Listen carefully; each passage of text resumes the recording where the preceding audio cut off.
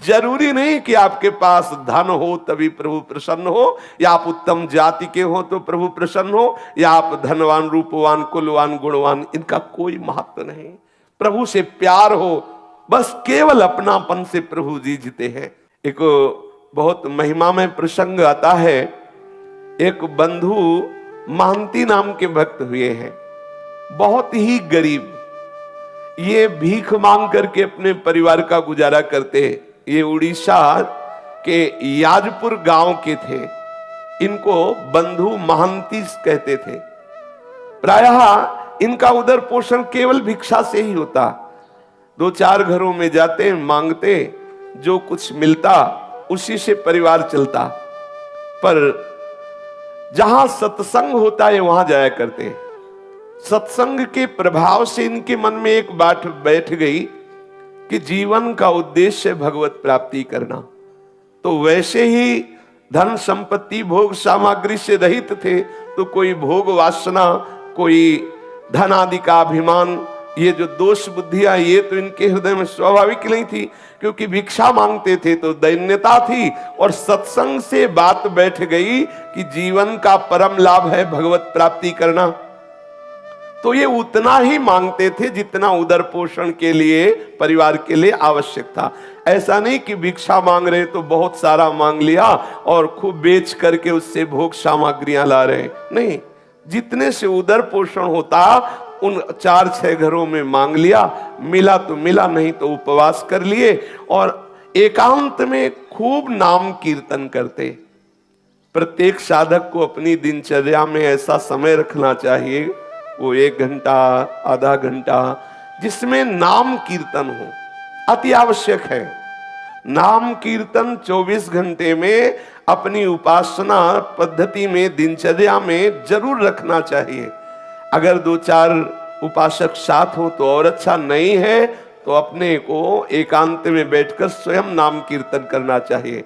कोई संगीत आता है तो ठीक है, नहीं आता तो अपने पास संगीत है, तालियां तालियां बजा बजा करके नाम की, बहुत जल्दी प्रभु प्रसन्न होते हैं नाम कीर्तन से, तालियां बजा। ये बहुत सुंदर सिद्धांत है कीर्तन का। कीर्तन से भगवत कृपा बहुत जल्दी हृदय में स्फुरित होती है। जरूर करना चाहिए कीर्तन। वो अकिंचन बंधु महंती जी अगर भिक्षा में कुछ मिला तो भगवत अर्पित करके पा लिया, और एकांत, भिक्षावृत्ति से जीते, एकांत में बैठ करके नाम कीर्तन करते, नाम जप करते। अटल विश्वास होने लगा प्रभु में।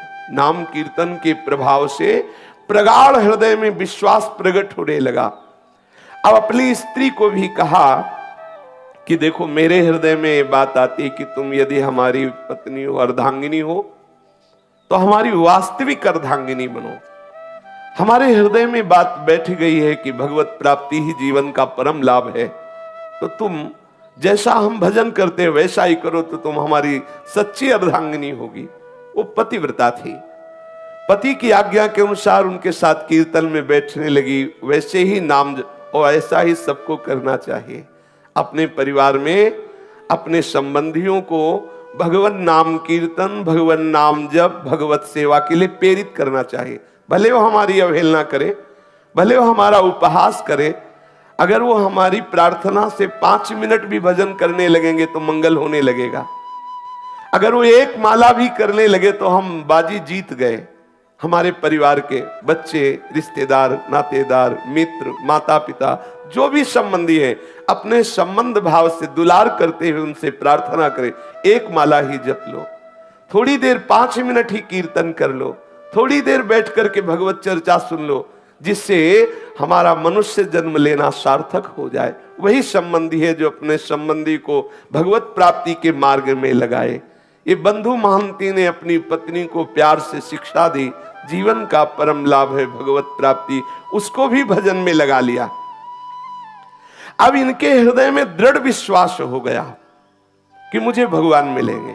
ये है कीर्तन और नाम जप और वैराग्य। अब उनके तो वैराग्य स्वाभाविक था, भिक्षावृत्ति से जीते बंधु महंती। अब पत्नी भी नाम कीर्तन और भजन। अब इनके हृदय में दृढ़ लालसा हो गई कि मुझे प्रभु मिलेंगे। ये बहुत बड़ी बात है, हृदय में दृढ़ता जाना, निश्चित अब मैं श्री जी के पास जाऊंगा। निश्चित मुझे श्री जी की सेवा मिले, ये निश्चित हो जाना हृदय में, बिल्कुल कोई संशय नहीं। तो पक्का समझो निश्चित प्रियालाल के समीप जाएगा, क्योंकि उसकी जो निश्चितता, जो विश्वास, जो दृढ़ता ही वो उन्हीं की तरफ से आई, उन्होंने स्वीकार कर लिया है। इनके हृदय में विकलता होने लगी, मुझे प्रभु मिलेंगे। अब वो विचार करने लगे कि मुझे ऐसे भगवत भक्तों का कृपा प्रसाद मिले जो प्रभु के अनुराग में डूबे हुए हैं, कैसे प्राप्त हो, कहां जाऊं। जब भगवत मिलन की लालसा होती है तो भक्त को एक हृदय में पिपासा जागृत होती है। जहां जहां पिय की बात सुने खोजत तिन गैनन, कहां प्रीतम की बात सुनने को मिलेगी। कोई प्रीतम का प्रेमी मिले जो मेरे प्रीतम के रूप को सुनावे, प्रीतम के गुणों को सुनावे, प्रीतम की आसक्ति की बातें सुनावे, मुझे वो प्रीतम का मार्ग बता दे जिससे मेरे प्रीतम मेरे नेत्र गोचर हो जाए। नाम कीर्तन करते हुए, नाम जप करते हुए, वैराग्य पूर्वक रहते हुए सत्संग का सेवन करने से हृदय में दृढ़ता आ गई कि मुझे प्रभु मिलेंगे। फिर कब मिलेंगे, विरह व्याकुलता प्रकट हुई। ऐसा लगने लगा कि अब मैं उनके बिना जी नहीं सकता, एक पल भर के लिए अब चैन नहीं है, बिना ठाकुर के मिले अब हृदय शीतल नहीं हो सकता। अब मुझे प्रभु का साक्षात्कार चाहिए। न माता पिता भाई बंधु कुछ अच्छा नहीं लग रहा, ऐसा लगता है सब त्रास देने वाले हैं।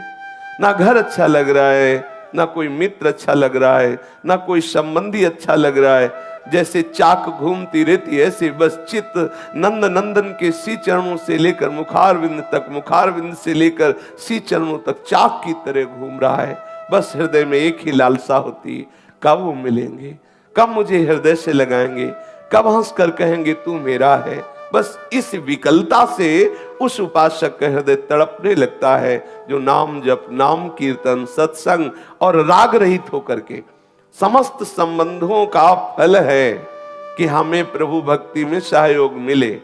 यदि हमारी प्रभु भक्ति में सहयोग नहीं मिल रहा तो तजिए ताहि कोटि बैरी सम यद्यप परम स्नेही, वो कितना भी स्नेही संबंध हो, परम स्नेही संबंध हो, हमें उसे करोड़ों दुश्मनों के समान त्याग देना चाहिए। ये जीवन केवल केवल भगवत प्राप्ति के लिए है। लोग हंसते हैं, श्याम स्नेही आई, अर्थात ये भक्त, देखो ये भगत है, ये भगवान के लोग हंसी उड़ाते हैं, लोग त्रास देते हैं, मैं सब कुछ सहूंगी, लेकिन हे नंद नंदन, हे कृष्ण, हे करुणा सिंधु, आप हमारे सामने आ जाओ, आप मंद मंद मुस्कुराते हुए तू मेरी है ऐसा कहो, मुझे हृदय से लगा लो। ऐसी विकलता प्रकट होने लगती है। वो बंधु महंती के हृदय में ऐसी ही व्याकुलता प्रकट हो गई। अब उसके हृदय में ये दावानल चैन नहीं लेने दे रहा है।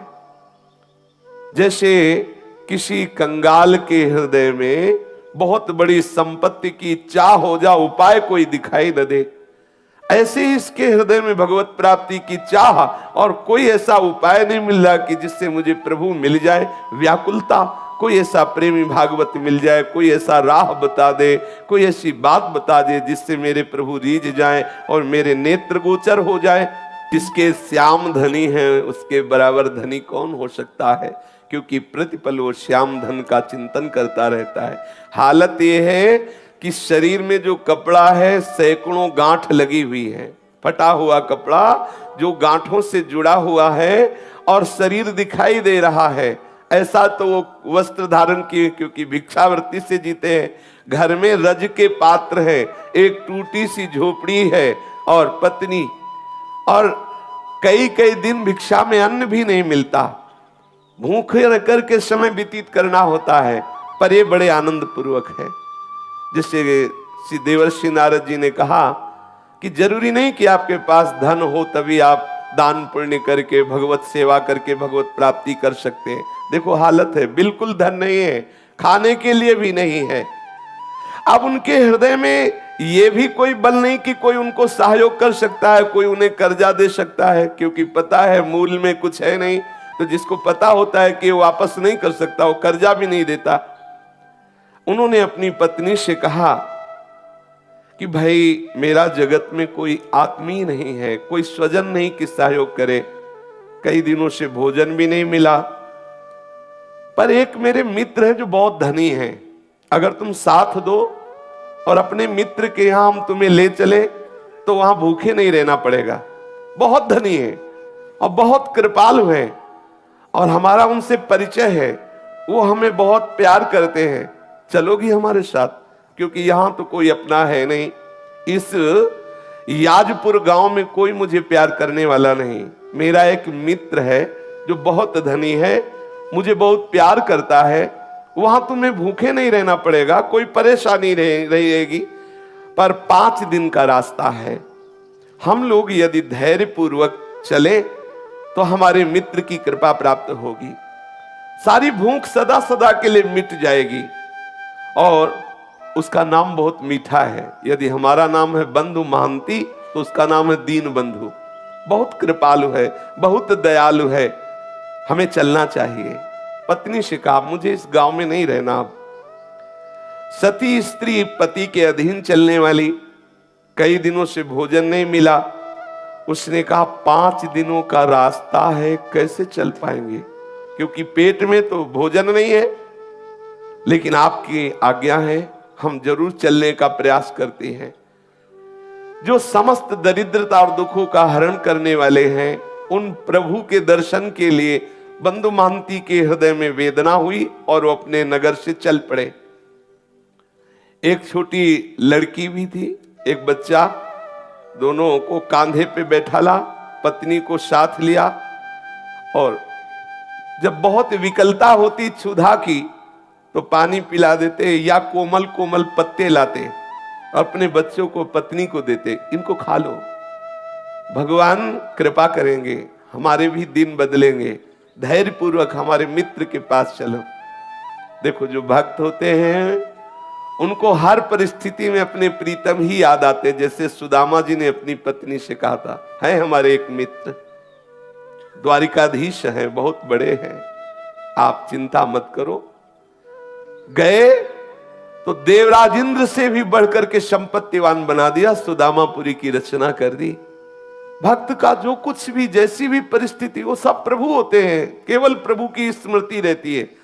आप देखो कई दिनों से भोजन नहीं मिला, 5 दिन की यात्रा है, पत्नी और बच्चे भूख के कारण चल नहीं पा रहे हैं, तो कोमल कोमल पत्ते लाते वृक्षों के और कहते खा लो, पानी देते, इसी से काम चला लो। चलते हैं, हमारे मित्र बहुत हमें प्यार करते हैं, वो दुलार करेंगे। बंधु की जो पत्नी और पुत्र वो कोमल पत्ते खाते, बंधु मन ही मन रोने लगता, हे घट घट के वासी, हे अंतर्यामी, मैं तो सह सकता हूं, मेरे बच्चे मेरी पत्नी ये कैसे कष्ट में हैं, प्यारे इतनी कृपा कर दो कि मैं आप तक पहुंच जाऊं। ऐसा ना हो कि मैं यात्रा ही ना पूरी कर पाऊं, अंदर से वो विकल हो जाता है, बस मुझे प्राण निकल जाएं बस आपके दर्शन करते ही, तो कोई परवाह नहीं, लेकिन आप तक पहुंच जाऊं इतनी सामर्थ्य देना, बच्चों में और पत्नी में और मेरे में भी। दर्शन करने की एक लालसा मुझे जीवित रख रही है।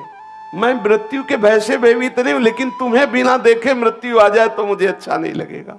एक बार तुम्हें देख लूं, फिर भूख से भी प्राण निकल जाए तो कोई बात नहीं है। अन्न ना मिलने के कारण मैं नहीं रो रहा हूं, मैं इसलिए रो रहा हूं कि मैं आप तक पहुंच जाऊं। हे विश्वंभर, जल थल स्थल कोई ऐसा नहीं जहां तुम ना हो, मेरे को सामर्थ्य देना। बिल्कुल धन नहीं, देखो खाने को भी नहीं है, लेकिन हृदय में प्रभु के ही मिलन की चाह है। विश्वंभर, तुम्हें पाकर के ही हम धनवान हैं, तुम्हें अपना मान करके ही हम आनंदित हैं। भले हमारे प्राण भूख से विकल होकर निकल जाएं, मुझे इसकी परवाह नहीं, एक बार मुझे मिल जाओ, इतनी सामर्थ्य दे दो कि मैं एक बार तुम्हारे दरबार तक पहुंच जाऊं।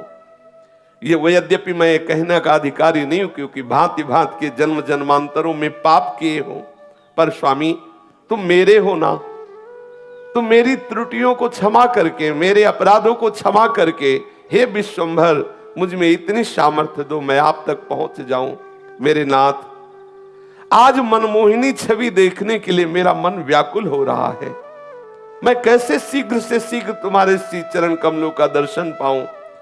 मैं समझूंगा कि ये जो मुझे परिस्थिति आई है, इस परिस्थिति की कृपा से मिलन की चाह हुई है। मैं इसे ऐसा नहीं मानूंगा कि आपका हो करके ऐसी दशा को प्राप्त हो। मैं समझ रहा हूं ऐसी दशा को प्राप्त हो तभी मैं आपका हुआ हूं, इसलिए ये भी मैं कृपा मानूंगा। हे सुर मुनि वंदित चरणारविंद वाले प्रभु, मुझे एक बार ऐसी सामर्थ्य दो कि मैं आप तक पहुंच जाऊं। वो स्त्री बच्चों को साथ लेकर के, फटे पुराने कपड़े हैं और मिट्टी का पात्र हाथ में है, बच्चों को लिए हुए आगे बढ़ रहा है। परिवार सहित लड़खड़ाते हुए 5 दिनों की यात्रा करके श्री पुरुषोत्तम क्षेत्र भगवान जगन्नाथ जी के धाम में पहुंचा और श्री मंदिर के दूर से दर्शन करके ही भूमि पर गिर पड़ा। मेरे मित्र आ गए, मेरे प्रभु आ गए। और प्रभु का स्वभाव जो जैसे प्यार करता है उसको वैसा ही अनुभव कराते। दूर से ही जगन्नाथ जी के दर्शन करके साष्टांग लेट गया, वहां भूमि में लौट रहा। ओ कृपालु प्रभु के दर्शन हो गए। अपनी पत्नी से कहा, देखो देखो ये मेरे यार हैं, जिनके लिए मैं कह रहा था ना कि मेरे मित्र, ये हमारे मित्र हैं, ये हमारे प्रीतम हैं, ये हमारे दीन बंधु स्वामी हैं। अब पत्नी के हृदय में उतना अनुराग तो नहीं है, पर इस बात से सुख मिला कि अब यहां भरपेट भोजन भी मिलेगा, भक्तों का संग भी मिले, और इसको कि मेरे प्रभु ने कृपा की, मुझे सामर्थ्य दी कि यहां तक आ गया। अब मैं अपने यहां प्राण छोड़ूंगा, अब मुझे यहां आनंद मिलेगा, क्योंकि प्रभु के चरणों में प्राण छूटे इससे बढ़कर क्या लाभ। प्रभु का धाम है, सामने प्रभु है, फिर तो प्राण भी छूट जाए कोई परवाह नहीं। अब वो देखते देखते ही थोड़ी देर दर्शन हुए, सिंह द्वार के सामने आकर आनंद आवेश में मगन है। कौन पूछता है उसको? पत्नी पुत्र फटे पुराने कपड़े एक कोने में खड़े ठाकुर जी को देख रहा है। सिंह द्वार पर बड़ी भीड़ है, बच्चे भूख से व्याकुल है, पत्नी भूख से व्याकुल है। वो भगवान के दर्शन करके खड़ा है। थोड़ी देर में देखा पट बंद हो गए, कोई पूछ ही नहीं रहा, कौन पूछे। उसने अपनी पत्नी से कहा, धैर्य रखना, मेरे मित्र बहुत लोग आए हुए हैं ना, उनसे मिल रहे हैं। पत्नी से कहा, आओ पीछे चलते हैं। मंदिर के दक्षिण की ओर जहां से जगन्नाथ जी के प्रसादी का धोवन, जैसे पात्र आदि धोए गए तो वो फेन आदि निकलता है पीछे से, उस नाले के पास गए, उसे पेज नाला कहते हैं। वहां जाके बैठे और कहा कि देखो चिंता मत करो, स्वामी के घर आ गए हो ना, अब चिंता की बात नहीं है, और बहुत करुणामय है। देखो ऐसा करते हैं ना, बहुत भूख लगी है ना, इसमें जगन्नाथ जी के पात्र धोए जाते हैं, प्रसादी पात्र धोए जाते हैं, ये पानी वहीं से आता है, अपने लोग पीते हैं और आनंद से बैठकर यहाँ कीर्तन करते हैं। कितना धैर्यवान भक्त है। अब उसी जो ठाकुर जी की प्रसादी जल वहां से निकलता है, पात्रों का प्रक्षालन का, उसी का फेन आदि लेकर ऐसे बच्चों को पवाता है, पत्नी को पवाता है और स्वयं लेता है। बोला देखो कल सुबह जब मंदिर खुलेगा ना, तब प्रभु के दर्शन होंगे, कुछ ना कुछ प्रसाद मिलेगा धैर्य पूर्वक, और वो प्रसादी जल पीता है। देखो हम लोग कितने भाग्यशाली हैं कि प्रभु का प्रसादी जल पीने को मिल रहा है। धैर्य बनाता है और आनंद मगन हो जाता है, पेट भर करके वही जल पीता है। अब कौन उसे देखे? वो पीछे एकदम एकांत नाले के पास बैठा, वो आनंद मगन होकर के प्रभु का चिंतन कर रहा है। पतिव्रता के मन में बात आ रही है कि ठीक है, इनके मित्र कैसे हैं वो तो मुझे पूरा परिचय नहीं, लेकिन मुझे मित्र कैसा मिला ये मुझे परिचय है। मुझे कैसा पति मिला, कैसा अनुरागी पति मिला, कैसा धैर्यवान मिला। देखो ये है प्रीता। और उन्होंने कहा कि आप बिल्कुल धैर्यपूर्वक रहिए, मुझे बिल्कुल कोई कष्ट नहीं है, आप जिसमें राजी है मैं उसी में राजी हूं। वो हड़िया से भर भर कर वही जल निकालता है, बच्चों को पिलाया, अपना पिया खूब पेट भर करके, और कहा तुम सो जाओ, यहीं सो जाओ, सुबह जब पट खुलेंगे ना तब दर्शन करेंगे और तब कुछ न कुछ प्रसाद मिलेगा ही। अब इतना भाव ठाकुर जी देख रहे हैं, एक एक क्षण की बात। गुरुदेव भगवान कहते तुम चिंता मत करो, तुम्हारे एक एक सेकंड की बात ठाकुर देख रहे हैं, एक एक सेकंड का हिसाब अनंत गुना बढ़ा कर देंगे।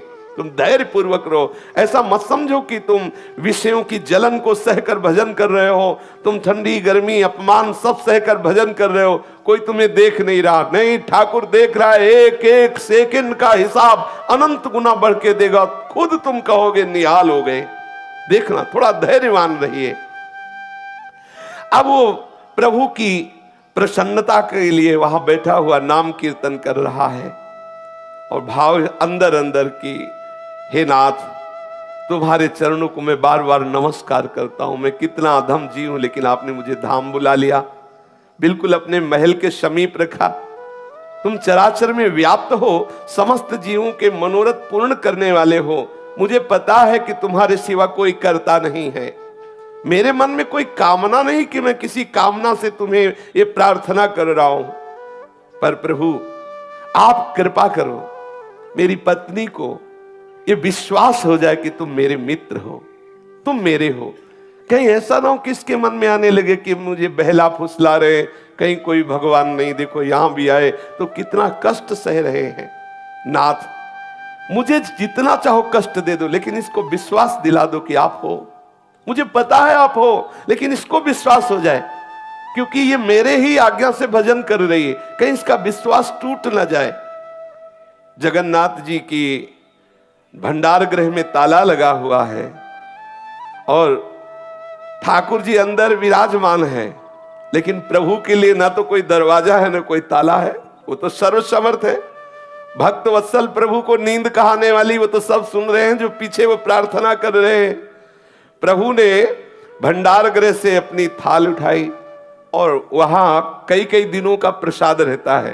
भक्तों के समुदाय आते, सबको प्रसाद मिलता है, तो वहां कई दिनों का सुंदर सुंदर खूब प्रसाद अपनी थाल में, जो ठाकुर जी का भोग लगता है जिस थाल में, उसी में सजाया और सजा करके दरवाजों में सब बंद है, ताला लगा है, लेकिन उनके लिए क्या है, प्रभु बाहर आए, एक ब्राह्मण का वेश धारण किए हुए, और बोले कि याजपुर गांव से वो बंधु महंती नाम का कोई भगत आया है। आवाज दे रहे हैं पीछे। अब वहां रात्रि का समय कौन है, केवल वही तो पति पत्नी और बच्चे सहित है। वो एकदम हड़बड़ा के आंख खोलता है, सोचा कि मुझे कौन पुकारेगा, ये हो सकता है कि मेरे नाम वाला कोई और हो, बंधु महंती। परंतु फिर पुकारा, बंधु महंती, देखो प्रभु ने तुम्हारे लिए और साक्षात जगन्नाथ प्रभु है, प्रभु ने तुम्हारे लिए प्रसाद भेजा है। स्त्री को जगा के कहा कि ये मुझे ही पुकार रहे हैं क्या? हमें लगता है कि मुझे ही पुकार रहे हैं। फिर ऊंचे स्वर से आवाज आई, बंधु महंती, ये प्रसाद लो। याजपुरिया बंधु जो पेज नाले के समीप विराजमान हैं, वो आए और ये प्रसाद ले ले। अब तो इनको पक्का हो गया कि मुझे ही बुलाया जा रहा है। दौड़ पड़े, दौड़ गए और घबराते जा रहे हैं। जब देखा कि उस ब्राह्मण के हाथ में एक रत्नों से जटित थाल है और विविध प्रकार की ठाकुर जी की सुंदर सुंदर भोग प्रसादी है, और ब्राह्मण ने मुस्कुराते हुए कहा कि प्रभु ने अंदर से भोग की थाल तुम्हें भेजी है, ले लो। वो उसके हाथ कांप रहे हैं, विशाल थाल, इतना सुंदर भोग, हृदय विकल हो रहा। प्रभु, और ये नहीं समझ रहा साक्षात प्रभु ही है, हृदय उसका वो विकल हो रहा। प्रभु मुझे प्यार करते। पत्नी से कहा, देख देख, मैं कह रहा था ना कि मेरे मित्र मुझे बहुत प्यार करते हैं। देखो बहुत भीड़ थी ना, सब लोग चले गए, अब उनको फुर्सत मिली तो देखो भेजा ना, मैं उनकी नजर में हूं ना, देखो। और आनंद मगन हो रहा है, बच्चों को जगाया। और ब्राह्मण ने कहा, देखो तुम आराम से प्रसाद पाओ, थाल को यहीं रख देना, थाल हम समय से ले जाएंगे, तुम चिंता मत करो। अब ब्राह्मण वेशधारी भगवान ऐसा कह करके भोग की थाल दी और चले गए। और वो तो जड़ता भाव को प्राप्त हो, काफी देर तो समाधि भाव में डूबा रहा प्रभु की कृपा में। इतने कृपालु प्रभु, पता नहीं कितनी देर तक उसकी आंतरिक ऐसी दशा रही। फिर पत्नी ने उसे बार बार स्वस्थ किया, हिला हिला के उससे बार बार स्पर्श करके जगाया, तो फिर स्वस्थ हुआ। फिर सबने बैठकर भरपेट, आज कई दिनों बाद भोजन मिला, कई दिनों बाद ऐसा प्रसाद, और स्वयं ठाकुर जी लाए तो अमृतमय प्रसाद। अब उसने विचार किया कि इस थाल को कहां पहुंचाऊं, क्योंकि ये प्रभु की थाल है। फटे पुराने चिथड़े में लपेट करके उस थाल को रख लिया कि जब सुबह होगा तब देखा, और अपने सिरहाने रख लिया, खूब आराम से सोया। अब अच्छे ऐसे ऐसे मंगल में स्वप्न आ रहे हैं उसको, ठाकुर जी की ताल, ठाकुर जी का प्रसाद, बड़ा आनंद। वहां कोई तमोगुणी निद्रा थोड़ी उसके हृदय में है। अब भगवान का वो रत्न थाल सिर पर रखे हुए ये तो सो रहा है, और उधर ठाकुर जी के जब सेवा के लिए पट खोले गए और भंडार खोला गया तो देखा गया कि भंडार की सब सामग्री अस्त व्यस्त, ताला खुला हुआ, थाल गायब, काफी प्रसाद इधर उधर। विचार किया कि बहुमूल्य रत्नों का थाल कहां चला गया, और ये सब कौन अंदर भंडारे में घुसा। अब ठाकुर जी जो मनाया जहां से आया था तो अपने आप दिखाई दे रहा था, और सब इधर उधर फैला भी दिया, ठाकुर जी है। अब आपस में सब सेवक जन इकट्ठे हुए और एक दूसरे से पूछा कि हाँ आप आए थे, आप आए थे। उनका ऐसे क्यों आएंगे, हमारे लोगों की सेवा है तो हम कोई ऐसा थोड़ी कि कुछ चुरा के ले जाएंगे, वो तो अपने लोगों में कोई नहीं, कोई बाहरी ने चुराया। अब वहां सब शोर मच गया, ठाकुर जी के भंडार का ताला टूट गया, कोई चोर थाल चुरा ले गया और प्रसाद भी चुरा ले गया। अब कुछ लोग ढूंढने के लिए निकले तो पेज नाले के समीप देखा तो थाल को कपड़े से फटा कपड़ा था तो दूर से चमक रही थी थाल। अरे लोग आए, बोले देखो देखो ये चोर है। ये माल भी चलाते, पिटाई भी करवाते हैं। बोले देखो ये चोर है, ये स्त्री और बच्चों के सहित पकड़ो पकड़ो। वो तो बढ़िया प्रसाद मिला था, थके थे ही, खूब अच्छे से आनंद से सो रहे थे बच्चे और पत्नी। अब वहां हल्ला मचे तो सब उठे आंख मीचते हुए, कुछ बातचीत नहीं, पिटाई शुरू। कोई थप्पड़ मार रहा है, कोई ऐसे लीला करते हैं, ये गाली दे रहा है, कोई थप्पड़ दे रहा है। अरे चोर कहीं का, जगन्नाथ धाम में आकर के भी तू चोरी करता है, तुझे शर्म नहीं आई। और ऐसे ऐसे स्त्री रोने लगी कि अच्छे तुम्हारे मित्र हैं, हाँ कह रहे थे बड़े कृपालु है, बड़े रात्रि में तो माल चलाते हो, सुबह पिटाई करवाते हैं, कैसे तुम्हारे मित्र हैं। अब वो जैसे ही थप्पड़ पड़ता है, जय जगन्नाथ, जय गोविंद, जय गोविंद। ये ठाकुर जी ये भी देखते हैं ना, माधवदास बाबा की भी पिटाई करवाई, ये ऐसे तैयार रहे ना। अगर फूल माला पढ़ के जय हो तो कभी ऐसा भी अवसर आ सकता है कि पिटाई का भी स्वाद, तो तैयार रहे ना। ठाकुर जी के पार्षदों को ये दोनों चीजें इसीलिए मिलती हैं कि उन दोनों से परे स्थिति को प्रदान करते हैं। देखते हैं अब क्या है, अब कितनी स्थिति है, कितना धैर्य है, कैसे विचार हैं। ऐसा कभी संयोग मिले तो प्रभु कृपा प्रसाद मानकर सह जाना। आप देखना आपकी हृदय की भूमिका कैसी बढ़ती है, आप कैसी भक्ति की उत्तम भूमिका में पहुंचते हैं। कभी ऐसा मत सोचना कि ठाकुर जी ऐसा क्यों कर रहे, सच्ची मानिए। अब उसको तो जब पीटा जा रहा है तो बड़े आनंद प्रेम सागर में मगन होकर के बोल जय जगन्नाथ, जय गोविंद, जय गोविंद।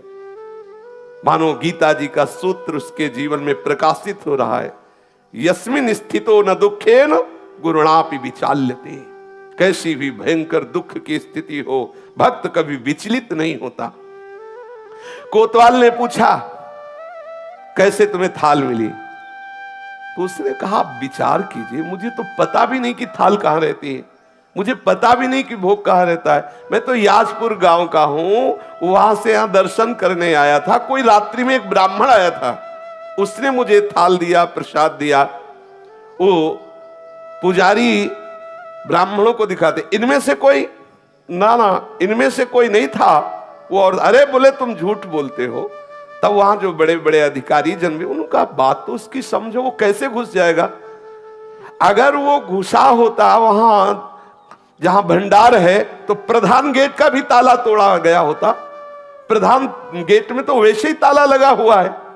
तो ये थाल और ये प्रसाद, अब जो बाहरी लोग आते हैं, अरे देखो इस नीच को, वैसे ही कैसा दरिद्र है, और जगन्नाथ जी की चोरी की, अरे तो बहुत ऐसे वो अंदर अंदर प्रसन्न होता कि वारे प्रभु, वारे लीलाधारी, तुम्हारी बड़ी विचित्र लीला है।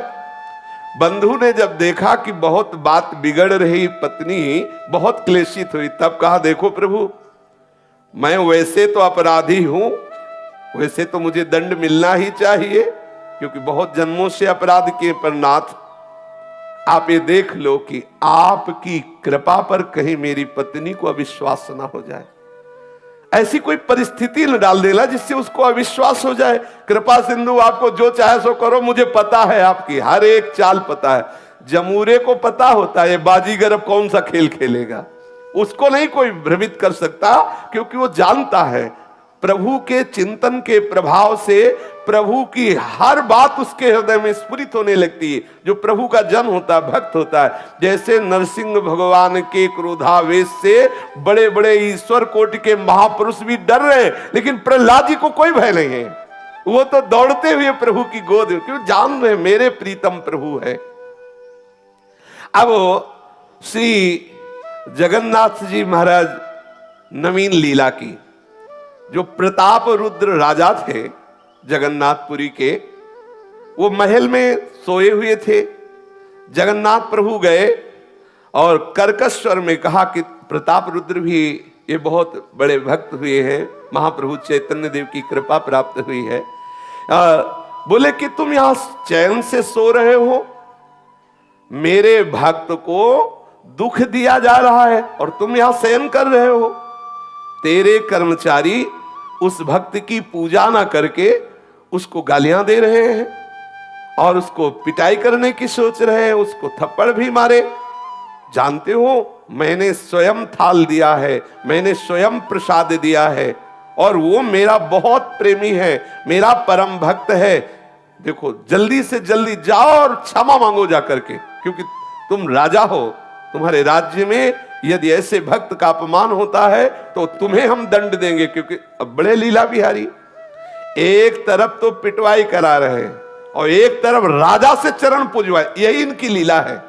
यही बड़ी विचित्र लीला, कैसे वो कहां परिचय बना के कौन सी लीला करते हैं, ये किसी की समझ में आने वाली नहीं। तू भला चाहता है तो तत्काल जा और सम्मान पूर्वक प्रणाम करके, आज से हमारे मंदिर का हिसाब किताब का पूरा अधिकारी वही होगा। ठाकुर जी ने आदेश कर दिया, आज से नीलाचल नारायण का आदेश है। जगन्नाथ जी ने कहा मेरा आदेश है कि मेरे संपूर्ण मंदिर का हिसाब किताब उसके हाथ, उसी के दस्तखत से सब सारी बात होगी। इतना कहकर प्रभु अंतर्ध्यान में, राजा तो हड़बड़ा करके उठा, तत्काल पोशाक धारण की, घोड़ा मंगवाया और वहां पहुंचा और जाकर सबसे स्वप्न की बात कही और हाथ जोड़ करके प्रणाम किया साष्टांग। बंधु महांती को ध्यान से सुनिए, राजा ने साष्टांग प्रणाम किया और हृदय से लगाकर कहा जो कुछ भी आपके साथ हुआ हो हमें क्षमा कीजिए। और सबको आदेश किया कि जगन्नाथ जी का सीधा आदेश है कि आज से मंदिर का पूर्ण अधिकारी यही होगा, इसी के दस्तखत से सब होगा। अब वो तो हाथ जोड़े खड़े हैं, फटे पुराने कपड़े हैं, कैसा हृदय इनका दैन्य भाव से युक्त हो, कैसा पद दिया। राजा ने विनय की और कहा कि जो हमें प्रभु ने आदेश किया है उसे आप स्वीकार करें। आज भी बंधु महांती के कुल परंपरा से वही सेवा करते चले आ रहे। जगन्नाथपुरी का हिसाब किताब उन्हीं के दस्तखत से होता है, उसी बंधु महांती के जो लड़के बच्चे परिवार कुल परंपरा के आज भी वही है। तो जरूरी नहीं कि आपके पास धन हो तभी प्रभु प्रसन्न हो, या आप उत्तम जाति के हो तो प्रभु प्रसन्न हो, या आप धनवान रूपवान कुलवान गुणवान, इनका कोई महत्व नहीं। प्रभु से प्यार हो, बस केवल अपनापन से प्रभु जी जीते हैं। शेष चर्चा के श्री राधा वल्लभ लाल की।